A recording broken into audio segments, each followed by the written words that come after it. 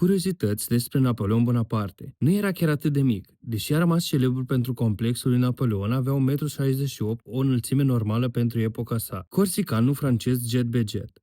S-a născut în Corsica, care devenise teritoriul francez cu doar un an înainte, franceza nu a fost prima lui limbă. Și-a încoronat singur capul. La încoronare din 1804 a luat coroana din mâna papei și a pus un singur mesaj clar: puterea e a mea. Avea o memorie excelentă. Își amintea nume, fețe, unități militare și detalii logistice cu o precizie uimitoare. Dormea foarte puțin. De multe ori doar 3-4 ore pe noapte, mai ales în campanii militare. A fost un mare reformator, nu doar cuceritor. Codul civil napoleonic stă la bază legislației din multe țări și astăzi. Se temea de pisici. Există surse care sugerează că suferea de ailofobie, deși istorici încă dezbat asta. A pierdut mai mulți oameni din cauza iernii decât a inamicilor. Campania din Rusia din 1812 a fost un dezastru, mai ales din cauza frigului și foametei. A fost exilat de 2 ori. Prima dată pe insula Elba, de unde a evadat, iar a doua oară pe insula Sfânta Elena, de unde n-a mai scăpat. Moartea lui Napoleon este încă disputată. Oficial, cancer la stomac. Alte teorii vorbesc despre o tăvire cu arsenic.